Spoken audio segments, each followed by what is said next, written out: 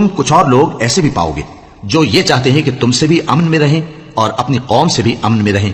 لیکن جب فتنہ انگیزی کو بلائے جائیں تو اس میں اوندھے منہ گر پڑیں۔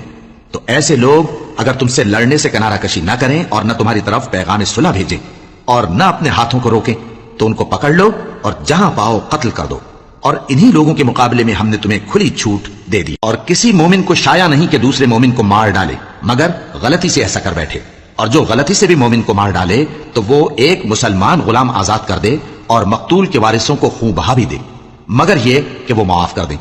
پھر اگر مقتول تمہارے دشمنوں کی جماعت میں سے ہو اور وہ خود مومن ہو تو صرف ایک مسلمان غلام آزاد کرنا چاہیے، اور اگر مقتول ایسے لوگوں میں سے ہو جن میں اور تم میں صلح کا عہد ہو تو وارثان مقتول کو خون بہا دینا اور ایک مسلمان غلام آزاد کرنا چاہیے، اور جس کو یہ میسر نہ ہو وہ متواتر 2 مہینے کے روزے رکھے۔ یہ کفارہ اللہ کی طرف سے قبول توبہ کے لیے ہے، اور اللہ سب کچھ جانتا ہے، بڑی حکمت والا ہے۔ اور جو شخص کسی مسلمان کو قصدن مار ڈالے گا تو اس کی سزا دوزخ ہے جس میں وہ ہمیشہ جلتا رہے گا، اور اللہ اس پر غضبناک ہوگا اور اس پر لعنت کرے گا، اور ایسے شخص کے لیے اس نے بڑا سخت عذاب تیار کر رکھا ہے۔ مومنو، جب تم اللہ کی راہ میں باہر نکلا کرو تو تحقیق سے کام لیا کرو، اور جو شخص تم کو سلام کرے اس سے یہ نہ کہو کہ تم مومن نہیں ہو، کہ اس سے تمہاری غرض یہ ہو کہ دنیا کی زندگی کا فائدہ حاصل کرو۔ سو اللہ کے پاس بہت سی غنیمتیں ہیں، تم بھی تو پہلے ایسے ہی تھے، پھر اللہ نے تم پر احسان کیا، چنانچہ آئندہ تحقیق کر لیا کرو۔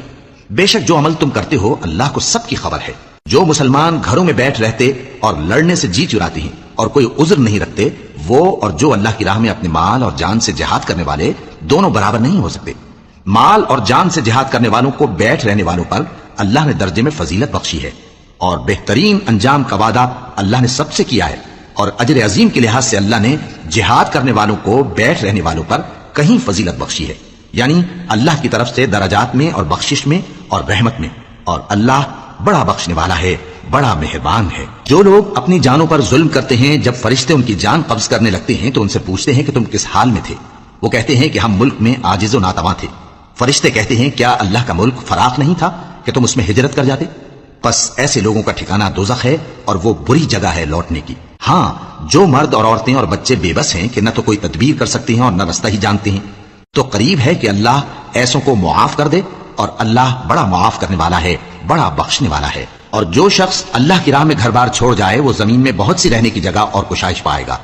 اور جو شخص اللہ اور اس کے رسول کی طرف ہجرت کر کے گھر سے نکل جائے پھر اس کو موت آ پکڑے تو اس کا ثواب اللہ کے ذمے ہو چکا، اور اللہ بڑا بخشنے والا ہے، بڑا مہربان ہے۔